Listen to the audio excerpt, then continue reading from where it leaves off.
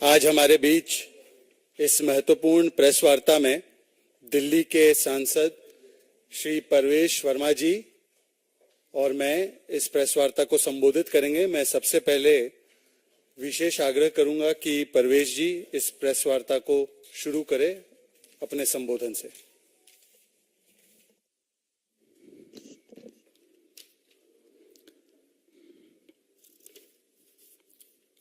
आप सभी मीडिया मित्रों का आज की प्रेस वार्ता में आने के लिए धन्यवाद। हम भी उसी फैसले का इंतजार कर रहे हैं जिस फैसले का अभी आप लोग इंतजार कर रहे हैं। अभी कोर्ट में सुनवाई चल रही है, उसके बाद में कोर्ट ये तय करेगा कि कोर्ट संजय सिंह को जेल भेजता है या नहीं भेजता है। हम सभी जानते हैं कि दिल्ली में जब कोविड की लहर चल रही थी, उस समय दिल्ली में दिल्ली सरकार अरविंद केजरीवाल एक नई शराब पॉलिसी लेकर आते हैं। जब दिल्ली में लोग ऑक्सीजन मांग रहे थे, दवाई मांग रहे थे,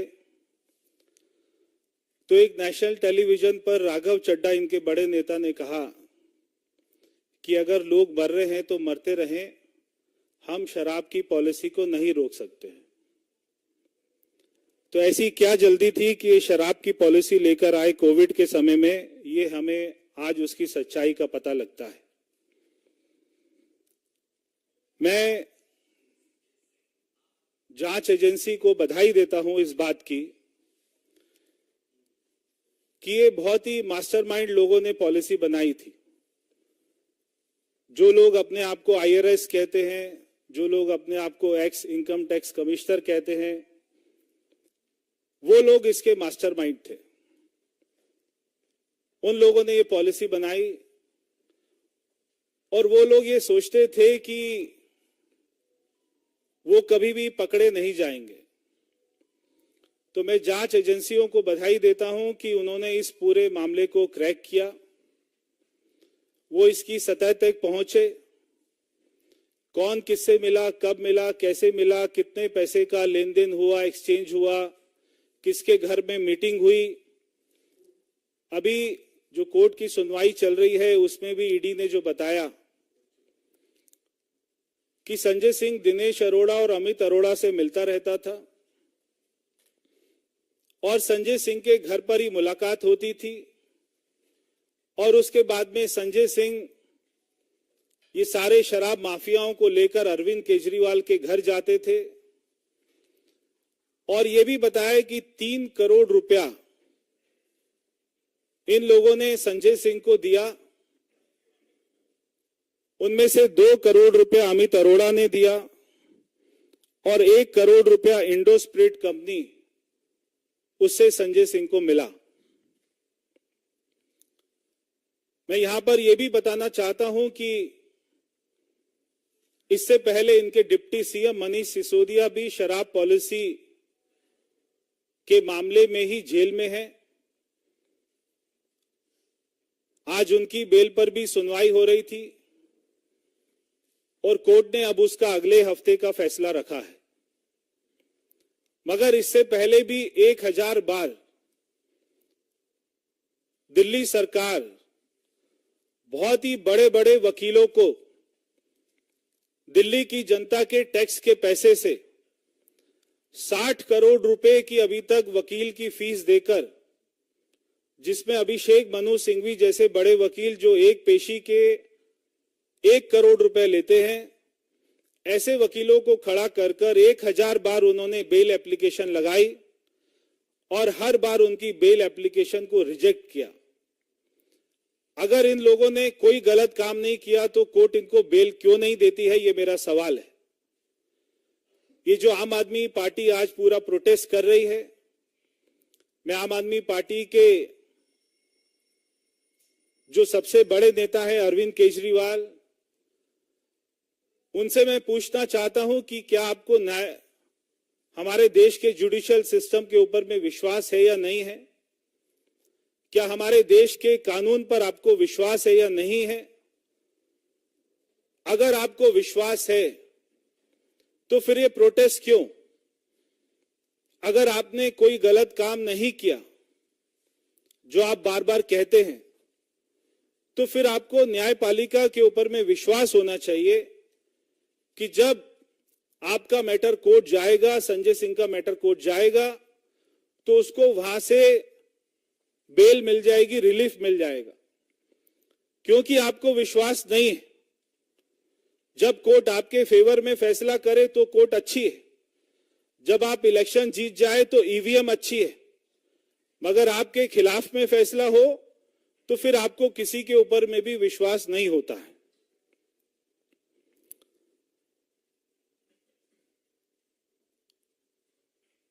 ये लोग बार बार कहते हैं कि क्योंकि इलेक्शन आ रहे हैं उसके हम उनसे डर गए, और ये अपोजिशन पार्टी जो इंडिया अलायंस बना है उसके ऊपर में अटैक है। हमारे प्रधानमंत्री जी ने कहा था कि ना मैं पैसे खाऊंगा ना किसी को खाने दूंगा। अगर कोई भी अपोजिशन पार्टी के लोग, किसी भी पार्टी के लोग अगर कोई करप्शन करते तो उनको दुनिया की कोई भी ताकत जेल में जाने से नहीं रोक सकती है। और अगर आपने कोई करप्शन नहीं किया तो आपको फिर कोई भी जेल में नहीं डालेगा। क्योंकि इलेक्शन आ रहे हैं और आप एक अपोजिशन पार्टी का हिस्सा हैं, तो आपका जो विक्टिम कार्ड है वो नहीं चलेगा। अगर आपके सत्येंद्र जैन ने कोई करप्शन किया है, जो पिछले 1.5 साल से जेल में है और जिसको जमानत नहीं मिल रही है, तो उनको कोई नहीं बचा सकता है। अगर मनीष सिसोदिया जेल में है तो उनको कोई नहीं बचा सकता है। एक के बाद एक आम आदमी पार्टी के बड़े बड़े लीडर, वो जो सबसे बड़ी जेल है तिहाड़ जेल और वो मेरी लोकसभा में है, वहां पर जा रहे हैं। अब हमें लगता है कि धीरे धीरे आम आदमी पार्टी का कार्यालय भी तिहाड़ जेल में खुलेगा, क्योंकि ये जो संजय सिंह है ये कोई लास्ट नहीं है। और भी बड़े बड़े नाम हैं जो ये पूरी शराब की पॉलिसी में इन्वॉल्व थे, और ईडी ने जो अपनी जांच करी है उसके पास में काफी एविडेंस है। और जो गवर्नमेंट अप्रूवर बने हैं दिनेश अरोड़ा, उन्होंने काफी बातों की जानकारी दी है। जब संजय सिंह को दिनेश अरोड़ा, अमित अरोड़ा के सामने बिठाया जाएगा और वहां पर उनसे सवाल पूछा जाएगा, तो संजय सिंह केवल इतना नहीं कह सकते क्योंकि इलेक्शन आ रहा है और हम अपोजिशन पार्टी में हैं इसलिए हम पर अटैक हो रहा है। उनको जवाब देना पड़ेगा। अगर कोर्ट में उनका वकील काउंटर एविडेंस नहीं देता है तो उनको बेल कभी नहीं मिलेगी। इसलिए मेरा कहना है कि विक्टिम कार्ड खेलना बंद करें। अगर आपने कोई जुर्म किया है, और मेरा अरविंद केजरीवाल को एक जो है फ्रेंडली एडवाइस है कि आप जो भी आपने किया है पाप, अगर आप उसको सामने स्वीकार कर लें तो मुझे लगता है आपकी भी सजा थोड़ी सी कम हो जाएगी। धन्यवाद परवेश जी। मित्रों, एएपी का मतलब अब आम आदमी पार्टी नहीं बल्कि और अधिक पाप बन चुका है। और जब भी ये भ्रष्टाचार का पाप करते हैं तब इनका एक ही नारा होता है। इनका नारा एक ही होता है कि करेंगे हम मिलकर भ्रष्टाचार, बनाएंगे इसको अपना जनसिद्ध अधिकार। कोई एजेंसी या कोर्ट हमें पकड़े तो मातम मनाते हुए चिल्लाएंगे अत्याचार अत्याचार और खेलेंगे बड़ा विक्टिमहुड कार्ड। और ये स्टैंडर्ड ऑपरेटिंग प्रोसीजर बन चुका है और अधिक पाप एएपी का। आज सवाल ये बनता है कि जो लोग अन्ना हजारे के शिष्य बनकर राजनीति में आए थे, उनका ऐसा सियासी धर्मांतरण हुआ है और होना भी है। आजकल तो लालू प्रसाद यादव जी के शागिर्द बने घूमते हैं। तो ऐसा सियासी धर्मांतरण का कोई किस्सा आपने कभी भी देखा नहीं होगा। एक समय था कि बिना कोई सबूत, बिना कोई कोर्ट के आदेश, ये 14-14, 15-15 लोगों की लिस्ट लेकर घूमते थे। लालू जी करप्ट है, सोनिया जी करप्ट है, सोनिया जी को गिरफ्तार किया जाना चाहिए, राहुल गांधी करप्ट है, फलाना करप्ट है, ढिमकाना करप्ट है, मुलायम सिंह यादव जी करप्ट है। ऐसी फहरिस्त निकाल कर घूमने वाले लोग आज ऐसे लोगों के साथ गठबंधन करते हैं और जब एक के बाद एक कोर्ट के द्वारा अलग अलग तरीके से उनको कोई भी राहत नहीं मिलती है, तब भी ये विक्टिमहुड कार्ड खेलते हैं। आज सुबह से ही इनका एक टेप रिकॉर्डर चल रहा है। जब भी कोई कोर्ट की कार्रवाई, कोई इन्वेस्टिगेटिंग एजेंसी की कार्रवाई होती है, आप एक पैटर्न नोट करना, सुबह से एक टेप रिकॉर्डर शुरू हो जाता है और शाम तक वही टेप रिकॉर्डर चलता है। एक भी सवाल का जवाब नहीं दिया जाता, बस वही टेप रिकॉर्डर चलता है। हमारे साथ तो देखिए वेंडेटा हो रहा है, हमारे साथ विद्वेषपूर्ण कार्रवाई हो रही है, अभी तक तो एक झुंझुना भी नहीं मिला है। मैं पूछना चाहता हूं, और कुछ 15 सवाल हमने जो लगातार पूछने का काम किया है, वो 15 सवाल हम फिर से अरविंद केजरीवाल और एएपी को पूछना चाहते हैं। यदि आपका कहना यह है कि आपके साथ वेंडेटा पॉलिटिक्स हो रहा है, आपके साथ केवल और केवल विद्वेषपूर्ण कार्रवाई हो रही है, झुंझुना तक नहीं मिला है, मार्च 2023 से मनीष सिसोदिया जेल में है, मार्च 2023, और उसके बाद कई बार अनेकों कोर्ट में जाने के बाद भी मनीष सिसोदिया को कोई राहत नहीं मिली है। उल्टा सीबीआई की कोर्ट ने उनके विषय में कहा है, और ये नोटेड है, ये पब्लिक डोमेन में है, एक फाइंडिंग है कि मनीष सिसोदिया प्रिंसिपल आर्किटेक्ट है शराब घोटाले के। ये फाइंडिंग है और मैं पढ़कर सुनाना चाहता हूं। ये 2023 के कोर्ट का ऑर्डर है। ये कहते हैं कुछ मिला नहीं। The payment of advance kickbacks of around 90 to 100 crore rupees was meant for him मतलब Manish Sisodia, and other colleagues in the GNCTD, and 20 to 30 crores of the above have been routed through the co-accused Vijay Nair, Abhishek Bonpalli and approver Dinesh Arora, and in turn certain provisions of the excise policy were permitted to be tweaked। मतलब कि पैसे का लेन then हुआ है, ये court ने finding दी है, और उसके बाद जिस प्रकार से आपने उस पॉलिसी में बदलाव किया, ये कोर्ट ने एस्टैब्लिश फाइंडिंग दी है। इसीलिए महीनों हो गए हैं, ना विजय नायर को राहत मिली है जो मनीष सिसोदिया से पहले जेल गए हैं, और ना मनीष सिसोदिया को राहत मिली। अभी संजय सिंह के मामले पर फैसला सुरक्षित है, उसमें भी बताया जा रहा था संजय सिंह के घर से कुछ नहीं मिला, झुंझुना भी नहीं मिला। अभी ईडी ने अपना पक्ष कोर्ट के सामने रखा है। निश्चित रूप से उनकी रिमांड नोट भी कोर्ट में रखी गई होगी, उसमें सारी जानकारियां भी होगी। और अभी जब परवेश जी ने आपको बताया है कि जो अभी तक की जानकारी सामने आई है कि 3 करोड़ रुपए का लेन देन हुआ है, उसमें से 1 करोड़ रुपए किसने दिए? 1 करोड़ रुपए इंडो स्पिरिट्स ने दिया। और ये इंडो स्पिरिट्स वही कंपनी है जिसको इस नई पॉलिसी में उसकी जो ब्लैक लिस्टेड कंपनी थी उसको ठेका नहीं मिलना था।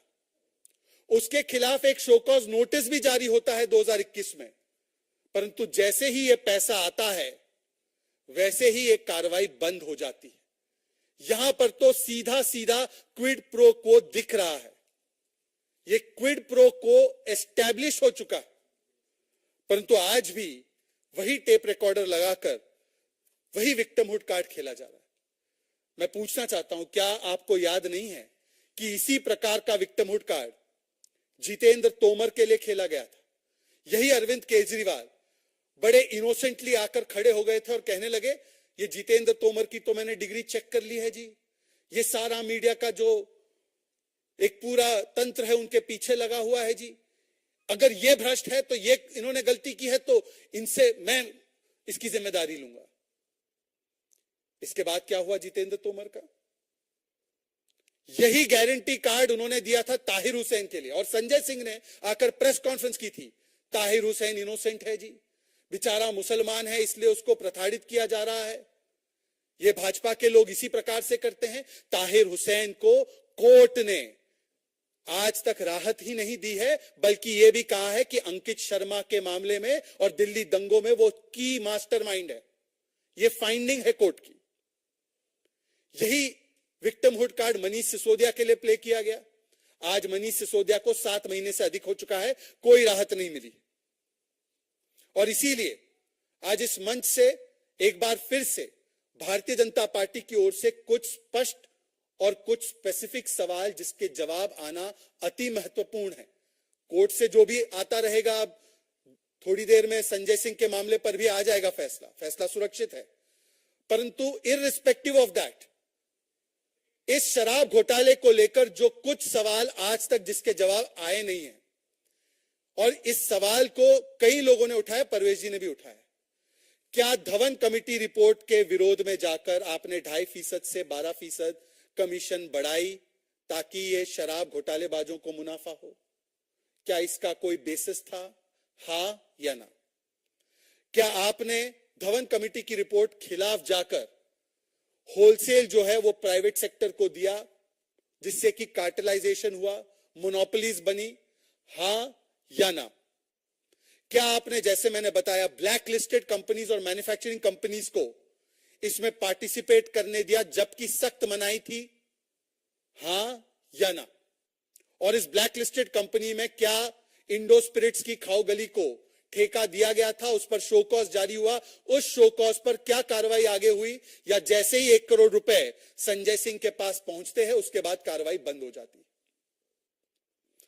क्या आप इसका जवाब दे पाएंगे कि अगर ये सारी चीजें वेंडेटा पॉलिटिक्स के माध्यम से हो रही है, तो आपकी नई नई साथी बनी कांग्रेस पार्टी, कांग्रेस पार्टी ने तो आज भी, मैं दिल्ली कांग्रेस प्रदेश अध्यक्ष का बयान सुन रहा था, उन्होंने तो कहा कि ये शराब घोटाला हुआ तो है, कॉस्मेटिकली वो चाहे जो भी कह दे, चाहे अजय माकन हो, चाहे दिल्ली प्रदेश के उनके अभी अध्यक्ष लवली जी हो, चाहे कांग्रेस के अन्य नेता हो, अलका लांबा जैसे, ये तमाम नेताओं ने कैटेगोरिकली कहा है मनीष सिसोदिया, अरविंद केजरीवाल, संजय सिंह और ये पूरा जो इकोसिस्टम है शराब घोटालेबाजों का, उन पर कार्रवाई होनी चाहिए, शराब घोटाला हुआ है।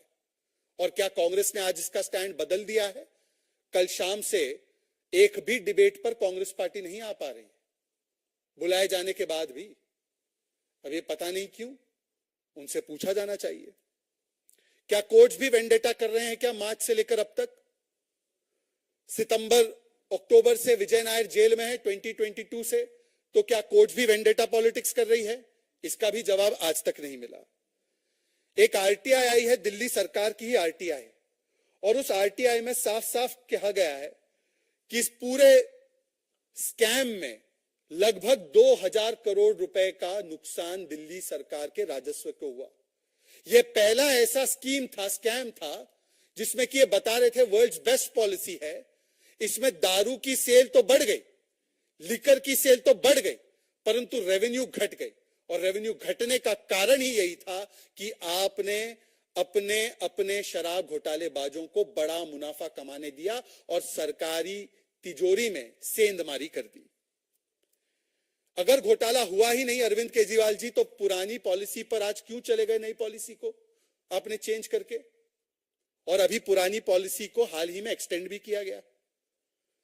अगर आपका घोटाला हुआ ही नहीं है, शराब घोटाला हुआ ही नहीं है, तो बताएं किस प्रकार से 144 करोड़ रुपए का वेवर दिया गया इन शराब घोटालेबाजों को, वो भी उस समय पर जब कोविड का पीक काल था। कोविड काल में 2 ही काम हुए, एक तो शीश महल बना और दूसरा 144 करोड़ का कभी वेवर दे दिया अपने शराब घोटालेबाजों को, कभी 30 करोड़ की ईएमडी जो रिफंड नहीं करनी थी, जिसको सरकार को रखना था, तो एयरपोर्ट जोन के लाइसेंस के बदले उस ईएमडी को रिफंड कर दिया गया।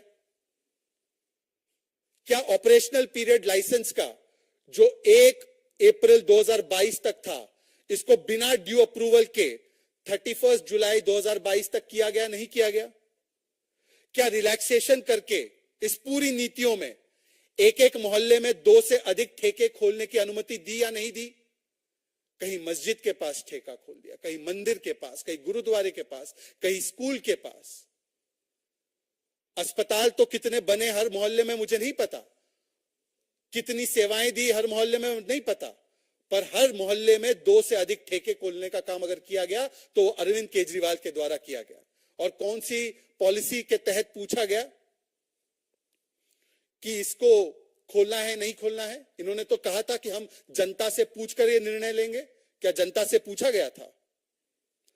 इसके बाद सी अरविंद, जो कि सेक्रेटरी है मनीष सिसोदिया के, वो स्टेटमेंट देते हैं, और ये मजिस्ट्रेट के सामने स्टेटमेंट दिया गया है कि स्वयं अरविंद केजरीवाल के घर पर पॉलिसी को ट्वीक करके शराब घोटालेबाजों को मन मुताबिक पॉलिसी बनाकर देने का काम किया गया। ये कोई इक्का दुक्का स्टेटमेंट पर नहीं, ये कोई कल जो लोग अप्रूवर बने हैं उनके स्टेटमेंट पर नहीं, ये बहुत ही लंबा केस है जिसमें डिजिटल एविडेंस भी है, जिसमें 164 के बयान भी है, जिसमें पैसों की लेन देन भी है और जिसमें कई सारे नियम जो वायलेट हुए हैं उसका भी एक लंबा एक पूरा प्रोसेस है। किस प्रकार से जब फैसले करने की अनुमति नहीं थी तो 50 रुपए प्रति क्रेट इंपोर्टेड लिकर को डिस्काउंट दिया गया। ये सारे सवाल स्पेसिफिक सवाल है, परंतु आज तक एक भी स्पेसिफिक सवाल का शराब घोटाले को लेकर जवाब इनकी तरफ से नहीं आया, जबकि इनके मंत्री प्रेस कॉन्फ्रेंस करते हैं। इसीलिए आज मैं केवल 2-3 बातें कहकर अपनी वाणी को विराम दूंगा। यदि ये फिर से अगर कहते हैं कि ये वेंडेटा पॉलिटिक्स है, सबसे बड़ी हिपोक्रेसी आम आदमी पार्टी के मैं आपको दिखाता हूं। छत्तीसगढ़ में भी एक प्रकार का लिकर स्कैम हुआ है जिसको ईडी इन्वेस्टिगेट कर रही है। अब दोनों में कंपटीशन है, दोनों ही पार्टियां ट्विन टावर ऑफ करप्शन तो है ही, तो दोनों ट्विन टावर में करप्शन की होड़ लगी हुई है, कौन ज्यादा लूट सकता है। कांग्रेस ने जो छत्तीसगढ़ में लिकर स्कैम किया है, आम आदमी पार्टी ने उस पर बाकायदा प्रेस कॉन्फ्रेंस करते हुए कहा कि यही ईडी जो उसको इन्वेस्टिगेट कर रही है वही ईडी जाकर भूपेश बाघेल को गिरफ्तार करे। बताइए, ईडी वहां काम करे तो चमत्कार और ईडी आप पर काम करे तो गुनहगार। इसीलिए आज विक्टिमहुड कार्ड खेलने का समय नहीं, आज हिसाब किताब देने का समय है। हमने 10 से अधिक सवाल इस पटल से आम आदमी पार्टी की तरफ रखे हैं, परंतु एक का भी जवाब आता नहीं है। केवल वो टेप रिकॉर्डर बजाकर चले जाते हैं। आज तक 800 करोड़ रुपए का ऑडियो टेप, वो कह रहे थे ना साजिश के तहत उनकी पार्टी को तोड़ा जा रहा है, भाजपा ने 800 करोड़ रुपए रखे हुए हैं, वो कहां है 800 करोड़ रुपए और उसका ऑडियो टेप। तो इस प्रकार की बातें करना, केवल आरोप लगाकर निकल जाना, यही इनका चरित्र बन चुका है। इसको लेकर कोई और सवाल होंगे तो आपके सवाल आप पूछ सकते हैं इसी मुद्दे पर।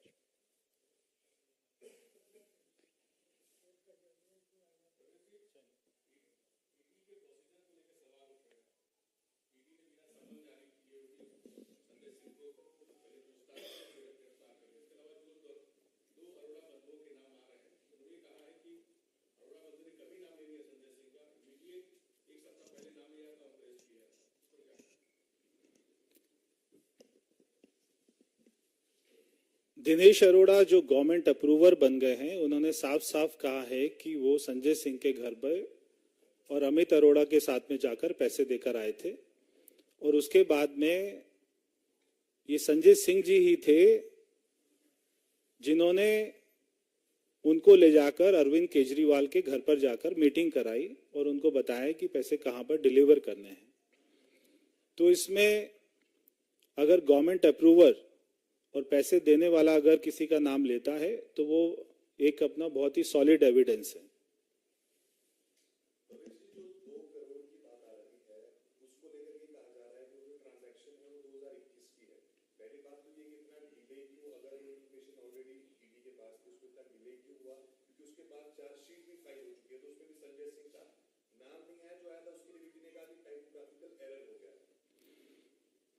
देखिए, 2 करोड़ आया, वो कहां पर गया, और जो लोग ये आरोप लगा रहे हैं उनकी कॉल की लोकेशन क्या है, वो कौन सी डेट पर मिले, वहां पर सीसीटीवी कैमरे की रिकॉर्डिंग क्या है, ये एक अपना बहुत ही लंबा प्रोसीजर है।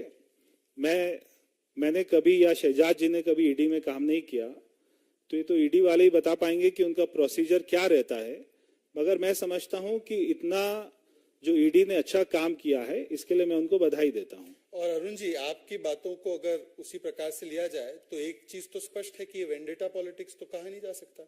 दोनों चीज तो एक साथ नहीं कह सकते कि ये वेंडेटा भी हो रहा है और जो आपने अभी एक टिप्पणी कही है, वैसे आप ही लोगों की टिप्पणियां ये भी फ्लैश हो रही है कि किस प्रकार से दिनेश अरोड़ा ने कहा है कि संजय सिंह प्रभावित व्यक्ति है और उनका पहले नाम नहीं लिया गया था क्योंकि विजय नायर ने उसको धमकी भी दी थी और अभी और भी 2 नाम हैं। तो ये भी बातें चल रही है। मुझे लगता है कोर्ट का जो भी प्रोसीजर है, आज जो 10 से 12 सवाल पूछे गए हैं और जो शराब घोटाला निश्चित रूप से हुआ है, उस पर स्पष्ट जवाब देने के बदले अरविंद केजरीवाल इधर उधर की बातें ना करे और बताए कि क्या कोर्ट भी उनके खिलाफ वेंडेटा कर रहा है और क्या उनकी कांग्रेस पार्टी जो इसको शराब घोटाले को आज भी मानती है कि ये घोटाला हुआ है, क्या वो भी उनके खिलाफ विद्वेषपूर्ण कार्रवाई से तने हुए हैं क्या? इसका जवाब देना चाहिए।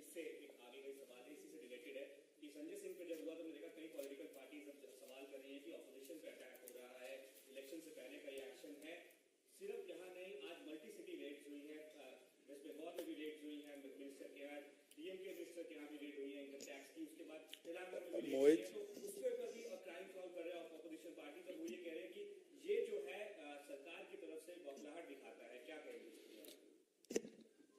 ये जितनी भी पार्टी हैं जो आज इंडिया अलायंस का हिस्सा हैं, इन्हीं सब पार्टियों को 2014 में, 2013 में अरविंद केजरीवाल सभी पार्टियों को चोर, डाकू और ये सब बोलकर आए थे और आज उसी ये इंडिया अलायंस का हिस्सा है। मैं पूछना चाहता हूं कि अगर ईडी या सीबीआई जो चोर है, अगर किसी ने भ्रष्टाचार किया है और वो उसको पकड़ने का काम कर रहे हैं, तो ये एजेंसी का गुड यूज है कि मिस यूज है? अगर कोई अच्छा काम कोई कर रहा है तो हमें उसके लिए उसको बधाई देनी चाहिए।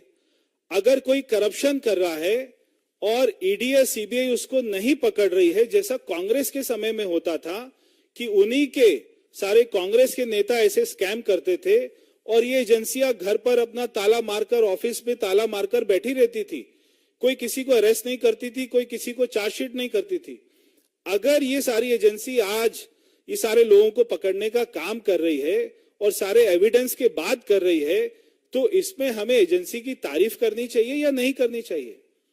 और जहां तक एजेंसीज का बात है, लालू प्रसाद यादव 4 बार कन्विक्टेड है। क्या अरविंद केजरीवाल उन्हें कन्विक्टेड मानते हैं? और अगर मानते हैं तो उनके साथ गठबंधन में क्यों है?